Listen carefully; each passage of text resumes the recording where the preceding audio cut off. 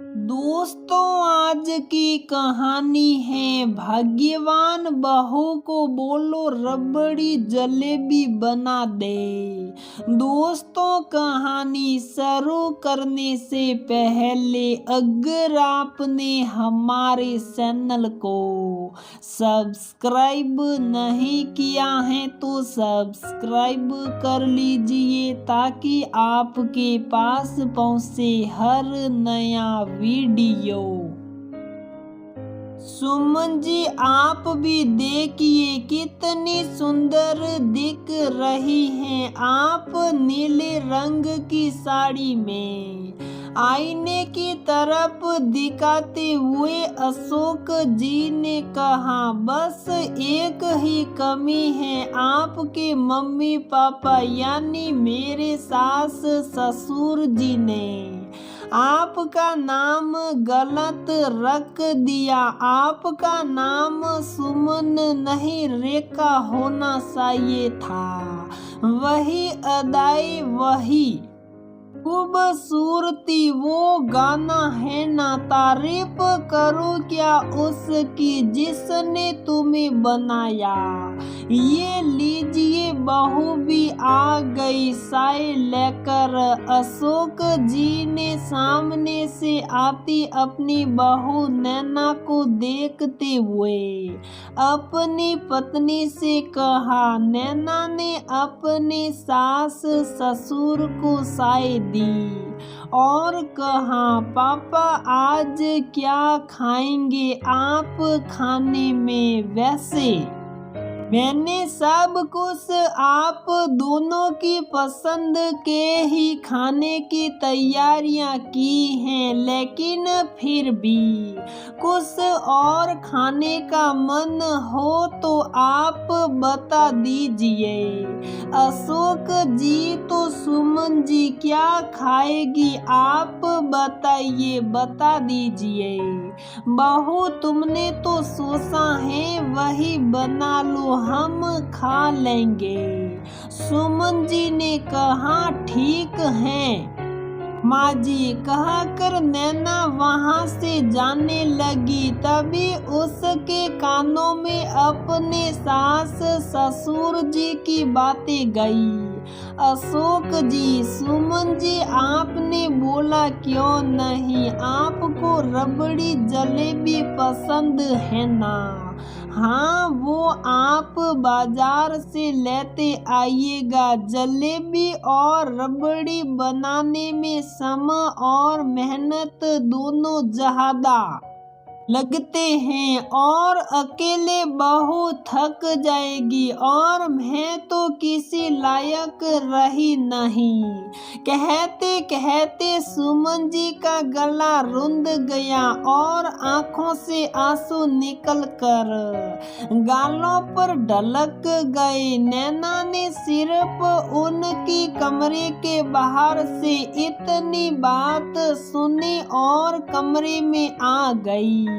नैना की शादी सुमन जी के इकलौते बेटे अमर से हुई थी। अभी ससुराल में आए हुए उसको सिर्फ 2 साल ही हुए थे।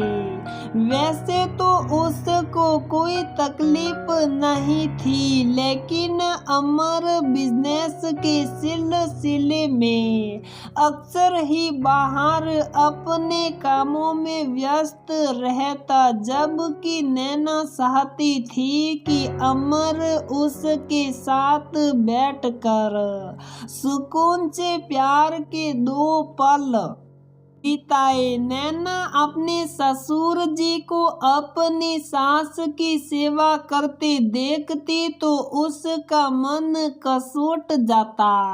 वो सोचने लगती कि उम्र के इस मोड़ पर भी पापा जी इतना प्यार करते हैं मम्मी जी से, हर छोटी से छोटी चीज का ख्याल रखते हैं। एक अमर है जिनको मेरी कोई परवाह ही नहीं। दरअसल सुमन जी एक दुर्घटना की वजह से चलने में असमर्थ थी। वो व्हील चेयर पर अशोक जी के सहारे ही हर काम कर पाती और अशोक जी भी उनका उतना ही ख्याल रखते। आज सुमन जी का जन्मदिन था, जिसके लिए अशोक जी अत्यंत प्रसन्नता से सारी तैयारियां कर रहे थे। बहुत धूमधाम से सुमन जी का जन्मदिन मनाया गया, लेकिन नैना साहकर भी मन से प्रसन्न नहीं हो पा रही थी।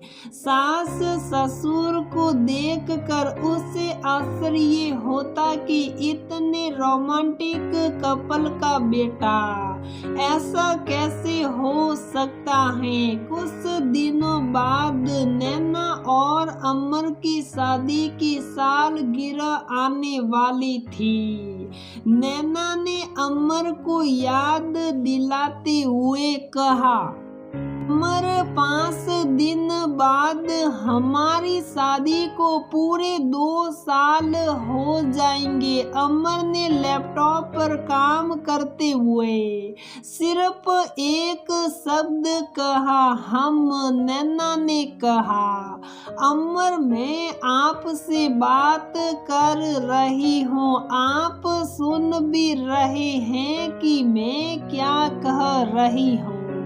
हाँ सुन लिया मैंने, तुमको जितने पैसे चाहिए शॉपिंग के लिए मुझे बता देना, मैं पैसे दे दूंगा। जो कुछ भी चाहिए ले लेना मार्केट से, कहकर अमर अपने काम में व्यस्त रहा। लेकिन नैना की इच्छा दबी की दबी रह गई। अमर का रवैया देखकर उसने ठान लिया कि ना वो कोई उपहार लेगी ना देगी। इस बार वो अपनी शादी की सालगिरह ही सेलिब्रेट नहीं करेगी। एनिवर्सरी वाले दिन नैना अपनी बचपन की दोस्त संगीता से फोन पर बात कर रही थी।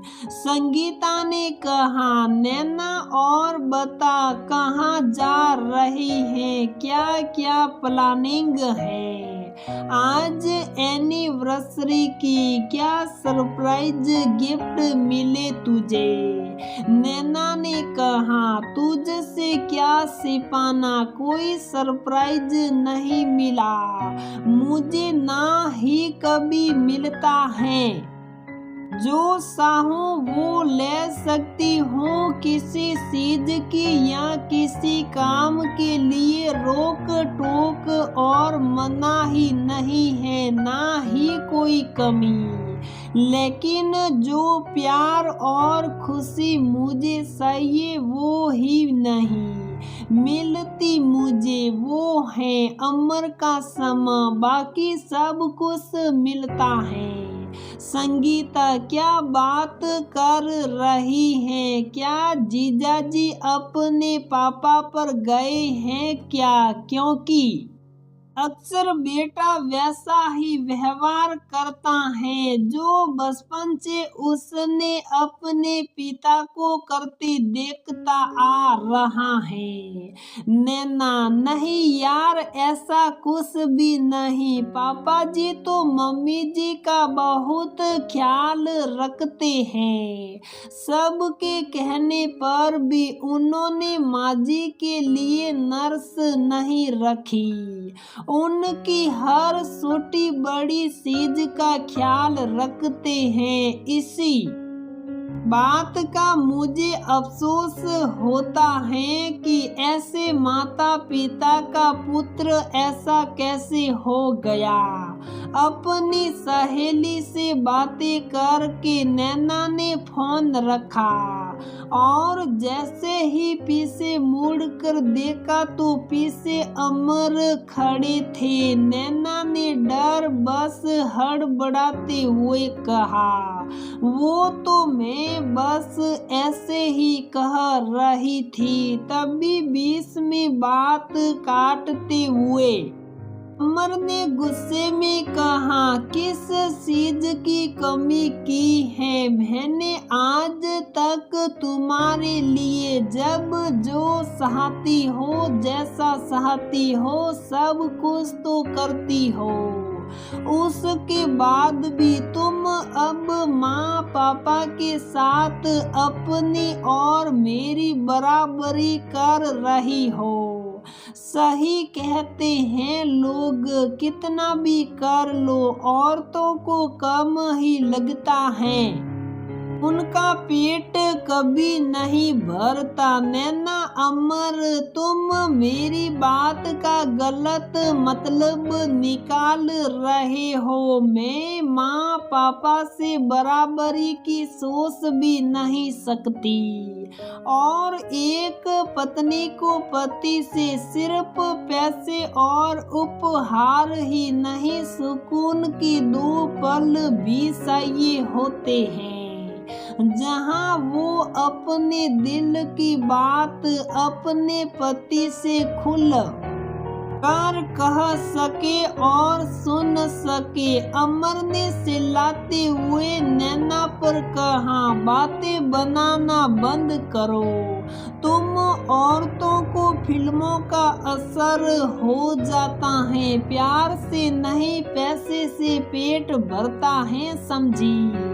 बिल्कुल गलत बात बेटा, मैं तुम्हारी बात से सहमत नहीं हूँ।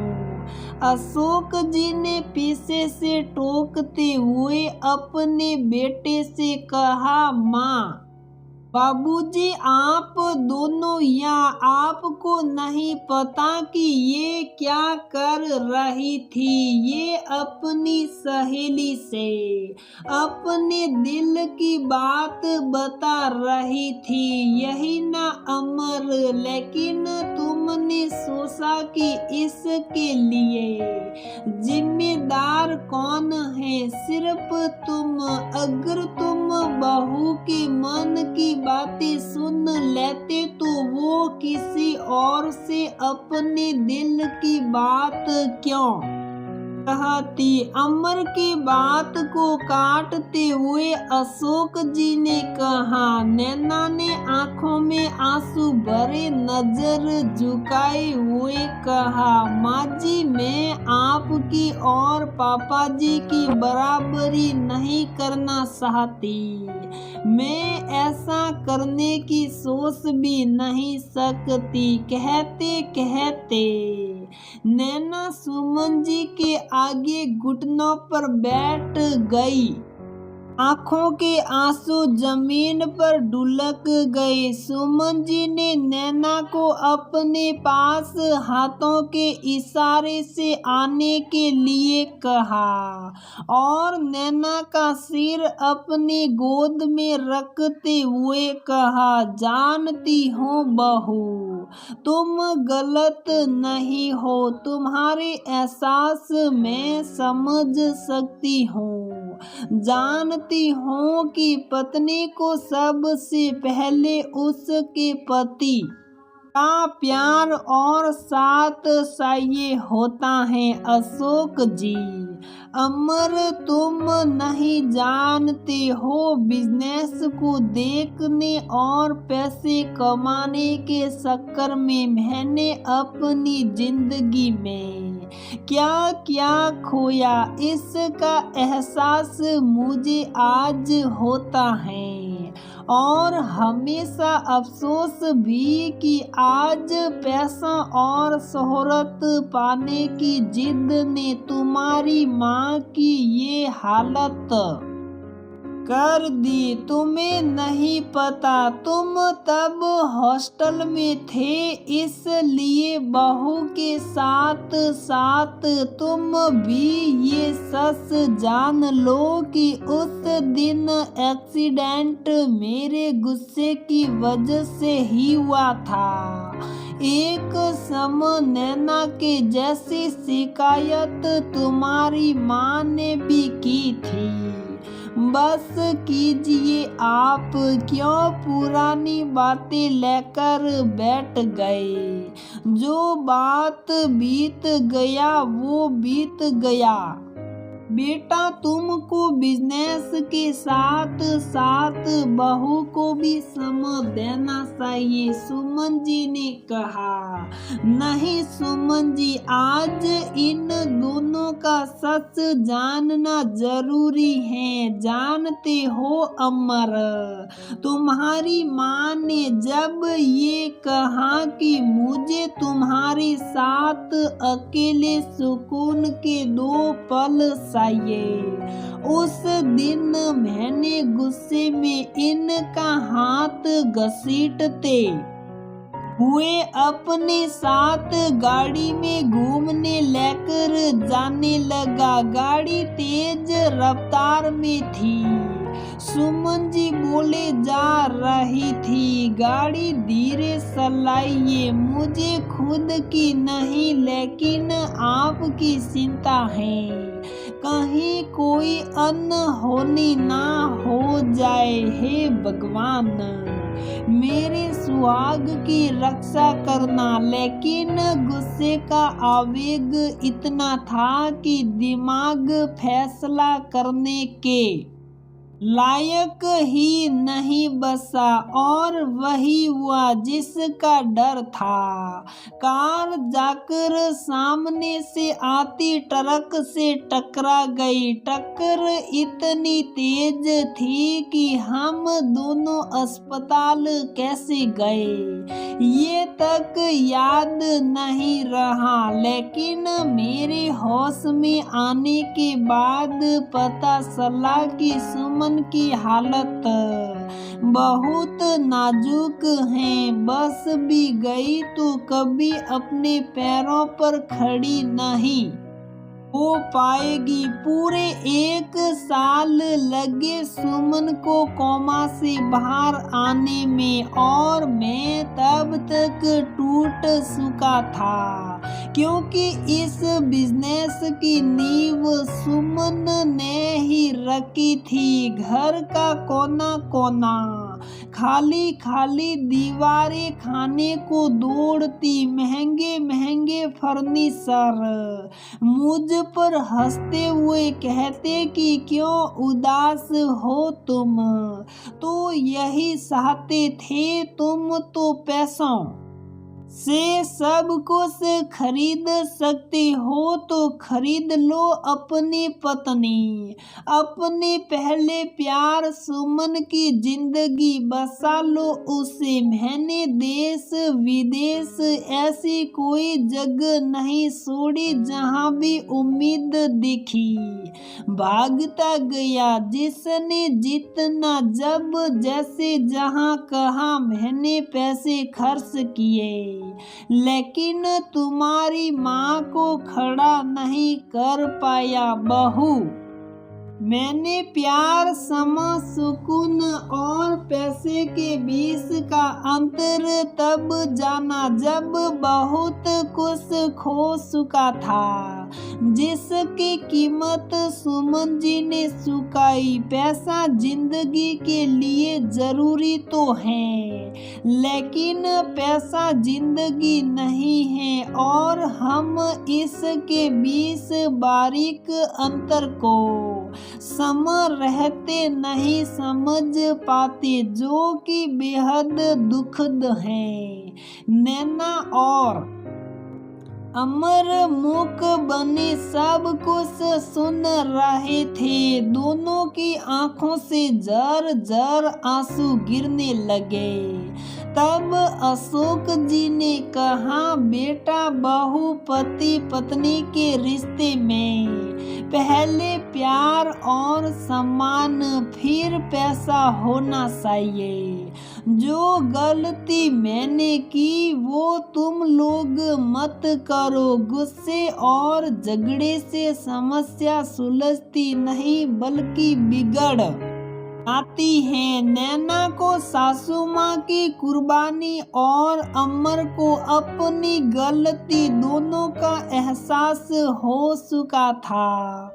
दोनों झुकी निगाहों से एक दूसरे को देख रहे थे।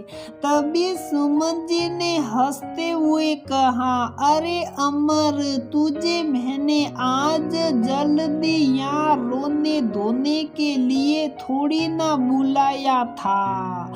ये देखो गोवा की टिकट तुम दोनों के लिए। अब दोनों अपने सामान पैक करो, रात की फ्लाइट भी है। वैसे आज तो सिर्फ विवाह हुआ था, मिलन का दिन तो कल का ही है। क्यों बहू? नैना सुमन जी के मजाक को सुनकर मुस्कुराते हुए शर्मा के उनके गले लग गई। तो दोस्तों, हमारी ये कहानी यहीं पर समाप्त होती है। अगर आपको हमारी ये कहानी पसंद आती है तो प्लीज वीडियो को लाइक करें, शेयर करें और हमारे चैनल को सब्सक्राइब जरूर करें।